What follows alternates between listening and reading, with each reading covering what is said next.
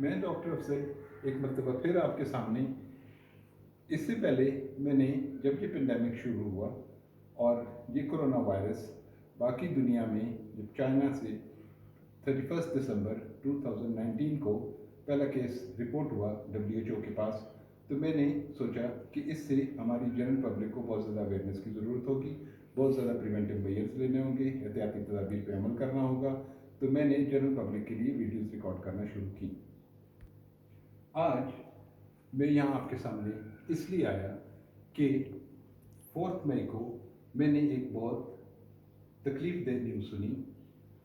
WHO की तरफ से 4 मई को मैंने पढ़ा कि Pakistani doctors are most affected by corona virus among health care workers, and that in fact was really very sad news.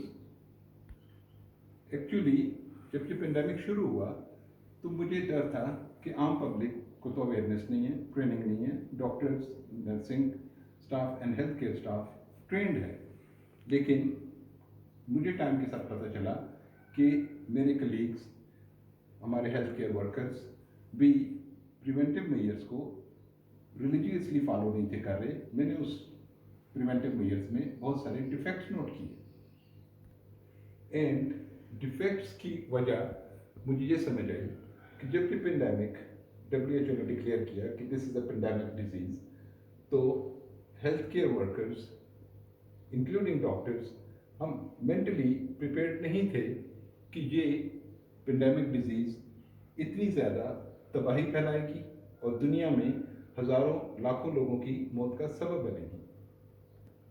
हमसे कुछ गलतियाँ हुई, हम हेल्थ केयर प्रोफेशनल से कुछ गलतियाँ हुई और हमें अपनी गलतियाँ एक्सेप्ट करनी चाहिए और गलतियों से लर्न करना चाहिए। और ये गलतियाँ सिर्फ हमसे नहीं हुई, पूरे वर्ल्ड में ये गलतियाँ हुई और इन गलतियों का खमियाजा पूरे वर्ल्ड ने, even developed part of the world ने भुगता। जैसे कि initially one of leading professor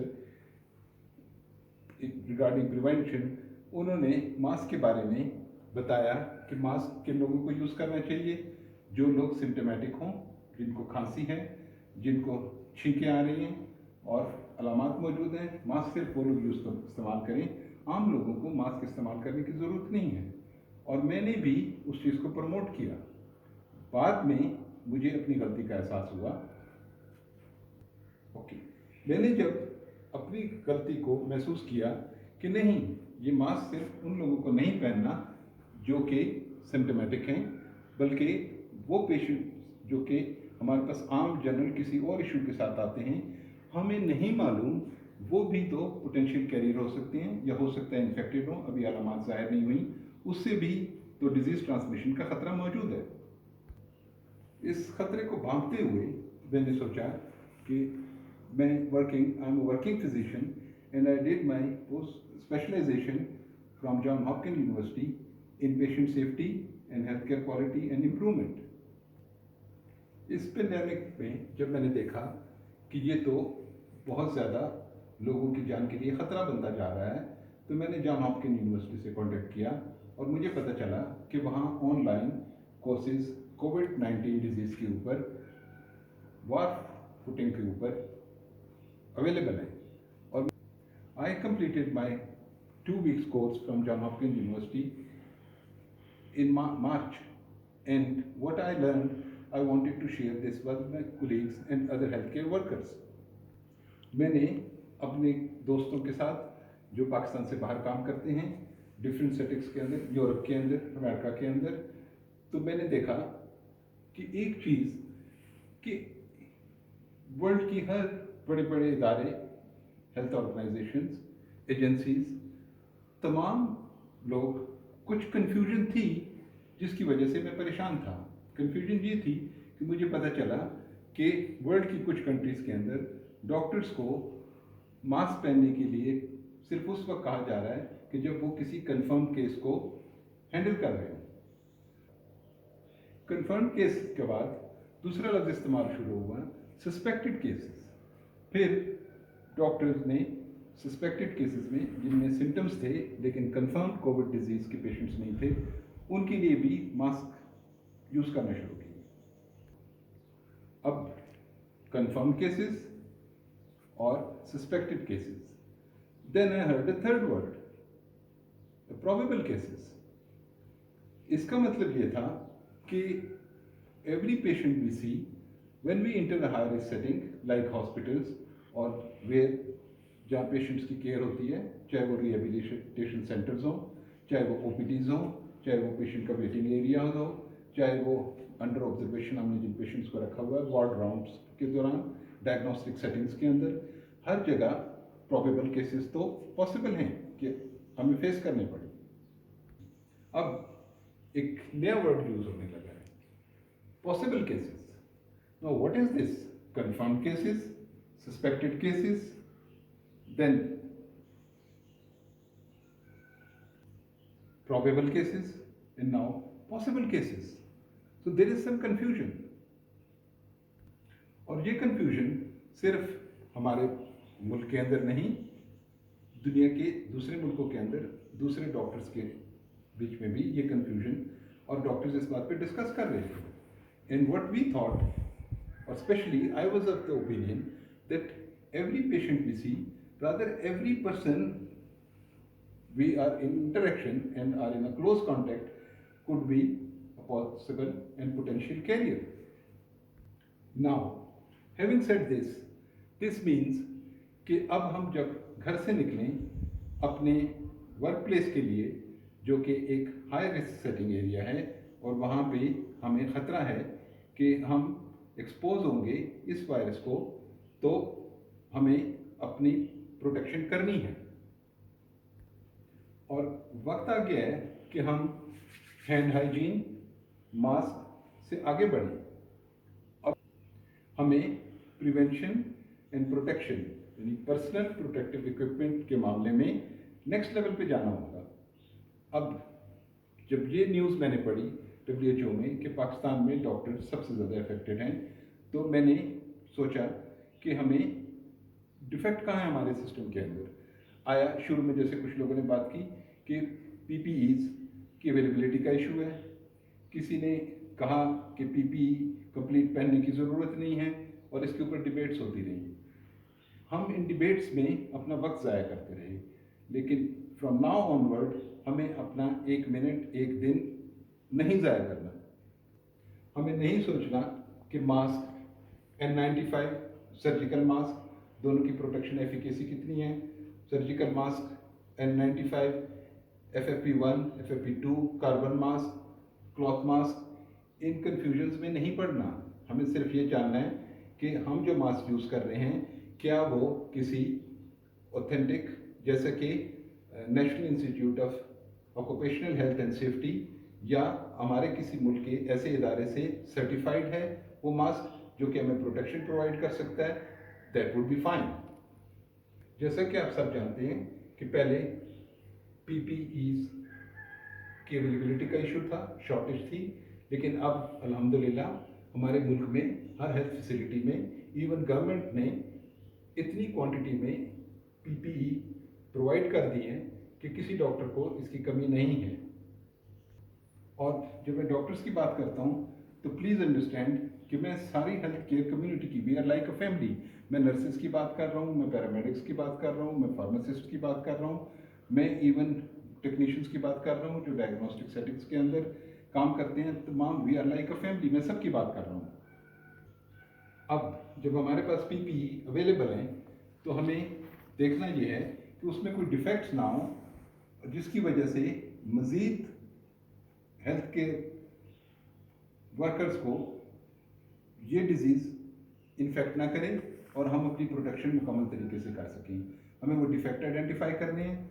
secondly, हमें सीखना है कि हमें इस पर्सनल प्रोटेक्टिव इक्विपमेंट को यूज़ कैसे करना है। पर्सनल प्रोटेक्टिव इक्विपमेंट कैसे, जिसको हम कहते हैं कि प्रोटेक्शन गियर, हमें कैसे पहनना है और कैसे उतारना है। इस प्रोसेस को डॉनिंग एंड डॉफिंग कहते हैं। Why do we need to understand donning and doffing and its importance? That is to minimize the cross infection. जब हम डॉनिंग एंड डॉफिंग की बात करते हैं तो dawning and doffing this does not mean कि हमें अपनी हेल्थ केयर एनवायरनमेंट या वर्क प्लेस पे जाके हमें इसको वहाँ से स्टार्ट करना है।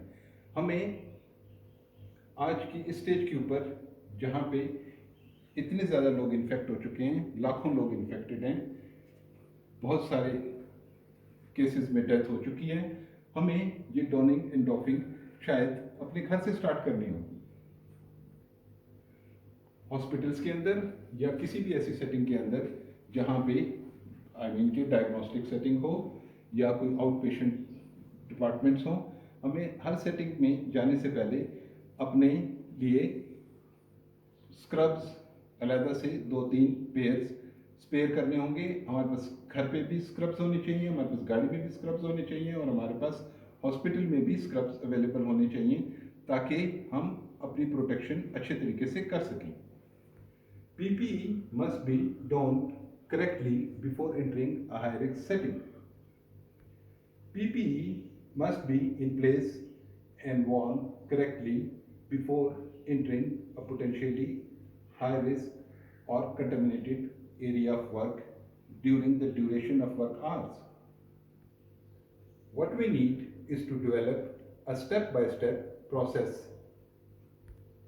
So, हम स्टार्ट करते हैं डॉनिंग के साथ। ऐसा कि मुझे जाना है अपने वर्क प्लेस के ऊपर और मुझे कहाँ से स्टार्ट लेना होगा, ये प्रोसेस कहाँ से स्टार्ट करेंगे, मुझे घर से प्रोसेस स्टार्ट करना है और मुझे सबसे पहले स्क्रब्स पहन लेने हैं, यानी कि वो कपड़े जो मैं घर से बाहर उस वर्क एरिया के लिए पहनने के लिए जा रहा हूँ जहाँ पे मुझे ज़्यादा देर काम करना है और वो पोटेंशियली कंटेमिनेटेड एरिया है।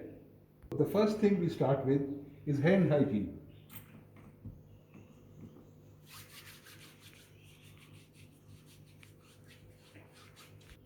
ओके, फर्स्ट स्टेप मैंने अचीव किया। मैंने अपने स्क्रब्स का ट्राउज़र पहन लिया है और ये स्टेप आपको दिखाने की ज़रूरत इसलिए नहीं थी कि ये स्टेप तो हमारी मदर्स ने हमें बचपन में ही सिखा दिया था। Now, the second piece. This is the shirt. This shirt is not typically a V-neck shirt which is used in most of the countries and even in Pakistan. So this shirt I developed myself after identifying the defects, and I designed this shirt because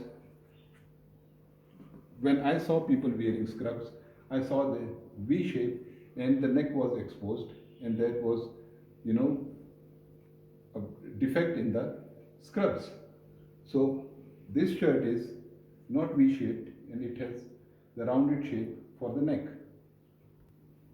Now, this shirt is easy to wear और वो V-shape जो easy to slip on और slip off कहते थे, तो ये उससे ज़्यादा ईजी है बिकॉज उसमें एक रिस्क था कि हम जब इसको पुट ऑन करते हैं या take off, when we take off this shirt, what happens, हमारा फेस जो है वो टच हो जाता है और डिजीज़ ट्रांसमिशन का ख़तरा मौजूद है, स्पेशली जब हम डॉफिंग करेंगे।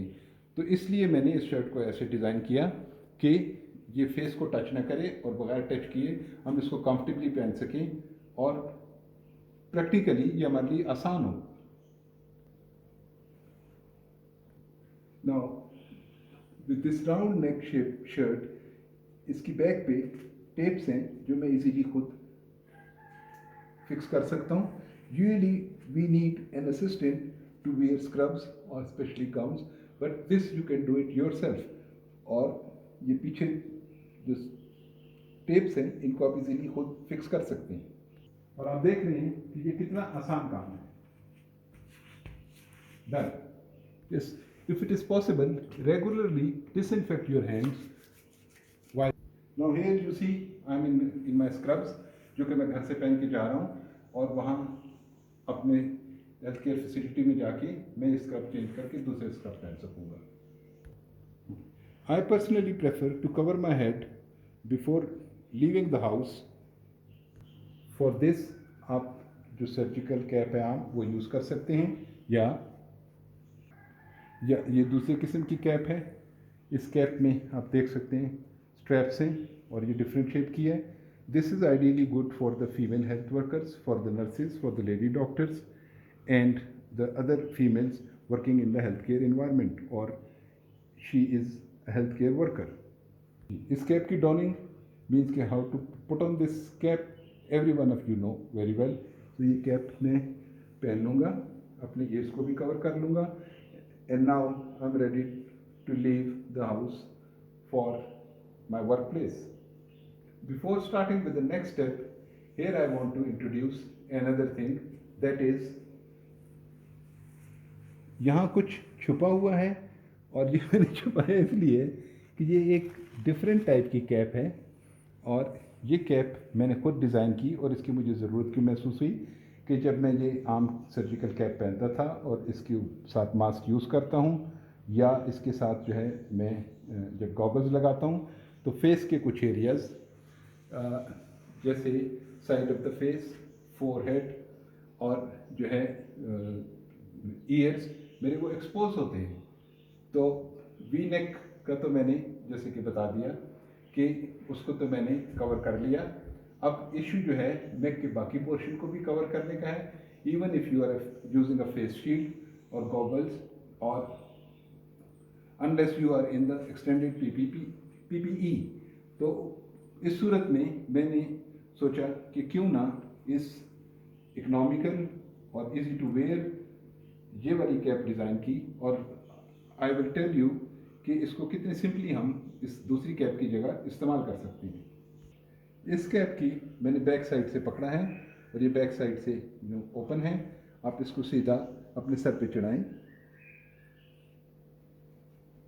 और इसको अपने हेड पे, और जो नीचे वाला इसका इलास्टिक है इसको नोज पे फिट कर सकते हैं। Now in this way you see कि मेरी फेस मास्क से तो चिन कवर होती है लेकिन नेक नहीं कवर होती। इस कैप के साथ मेरी नेक कंप्लीटली कवर हो गई है। हम अपने अगले स्टेप की तरफ जाते हैं, मास्क। सर्जिकल मास्क के लिए ये तो पहले भी मैं वीडियोस बना चुका हूँ और आप सारे जानते हैं कि इसको स्ट्रैप से, ये जो हुक्स हैं इसकी, यहाँ से पकड़ के अपनी नोज़ के ऊपर रख के और इसके लूप्स जो हैं अपने कानों की गिर्द अच्छी तरह हुक कर लेंगे।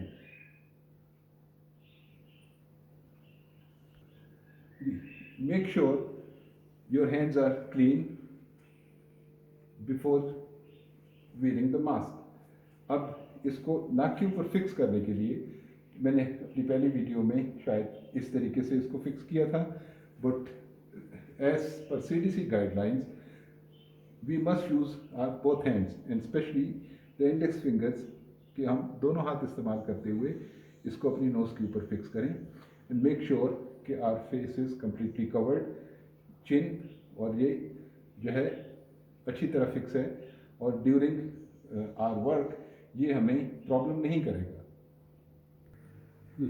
और अगर आप N95 मास्क यूज़ कर रहे हैं तो मेक श्योर कि इसकी जो नेज़ल मेटालिक स्ट्रिप आपको नज़र आ रही है ये ऊपर हो, और ऊपर वाली स्ट्रिप को आप राइट हैंड में पकड़ें और इसको पकड़ के आपने नीचे वाली स्ट्रिप को सबसे पहले अपने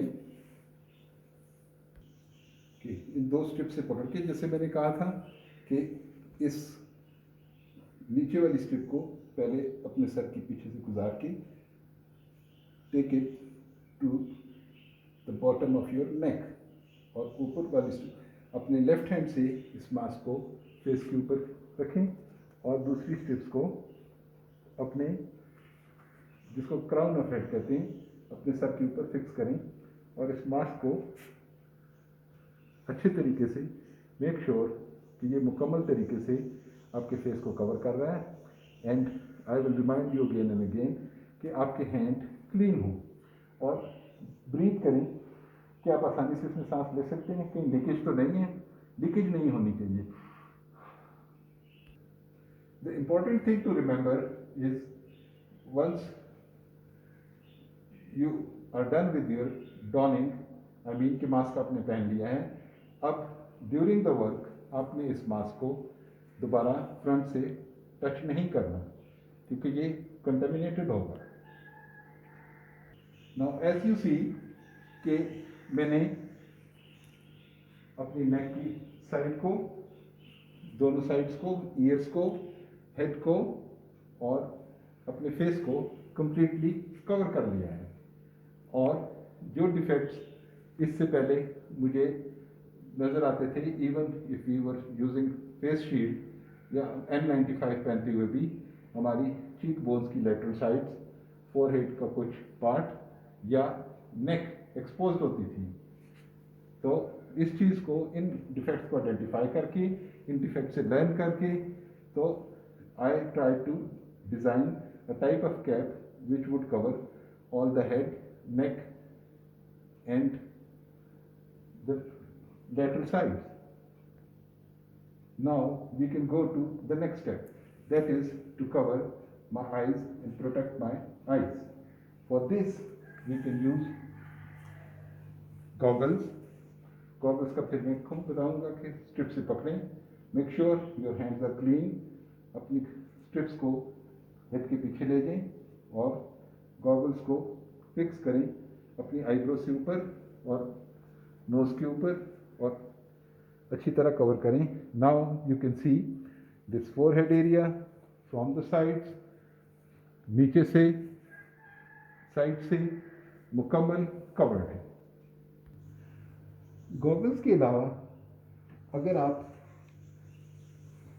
हाई रिस्क एरिया मीन्स के क्रिटिकल केयर में हैं, या आप ऐसे पेशेंट्स को जो कंफर्म केसेस हैं, जो कि पोटेंशियल रिस्क हैं, this is another PPE, part of PPE, जिसको हम फेस शील्ड बोलते हैं।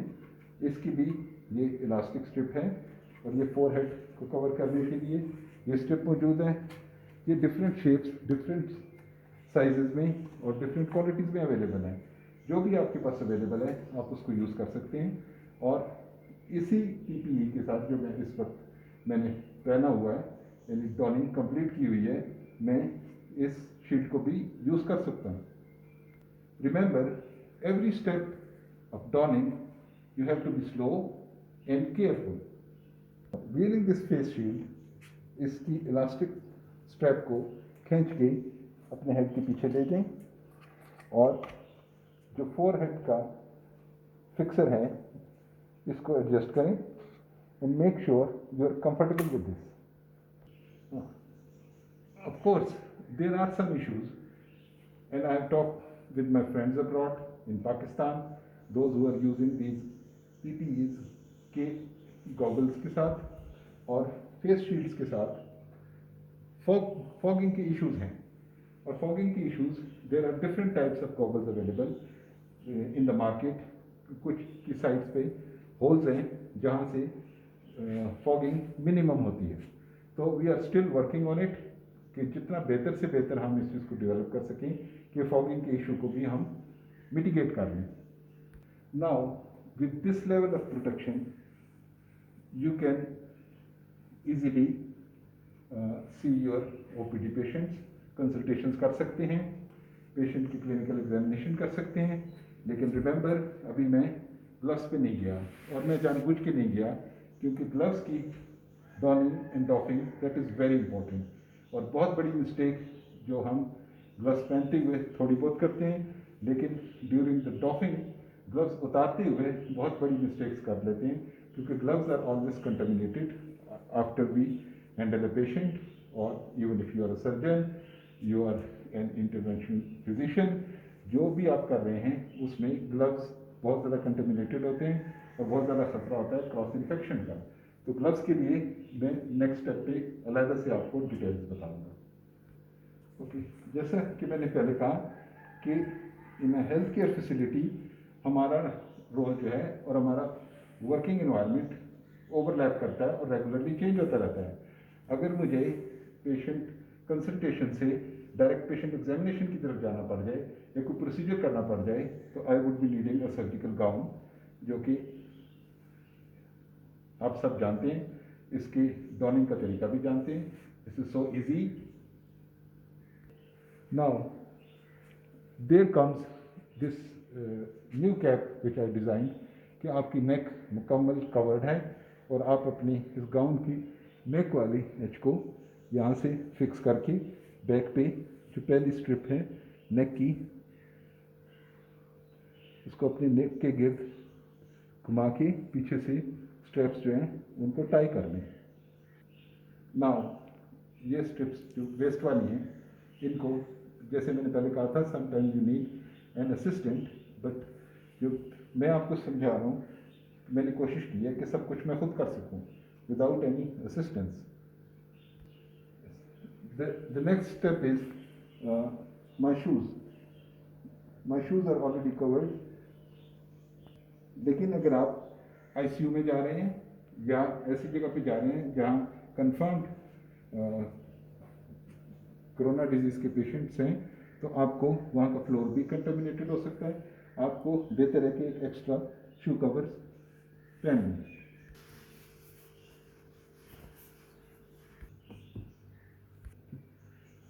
Now, gloves. Gloves की dawning, this is very important कि आप जो है इस ग्लव्स को पहनने के लिए ये फोल्डेड साइड से इसको पकड़ेंगे और अपने हैंड को स्कूप इन कर देंगे।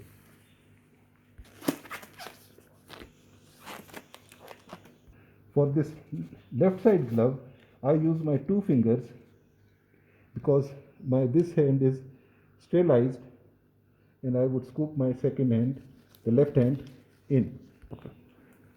Make sure कि ग्लव्स आपके अच्छी तरह के इनमें कहीं लीकेज नहीं है, डैमेज नहीं है। Now you see I'm almost ready.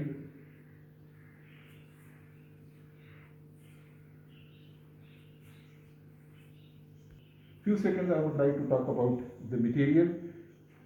इसके नीचे मैकिन्टॉश भी पहन सकते हैं। मटेरियल जो मैंने कैप के लिए यूज़ किया है गाउन का है, जहाँ पे सर्जन्स को ऐसे ज़रूरत होती है जहाँ की परमिएबल नहीं ऐसा मटेरियल चाहिए, तो वो they can change the material according to their requirement. Now gloves doffing, कि आपको अपने हाथ से स्टेप 1 ये करना है कि एल बनाना है।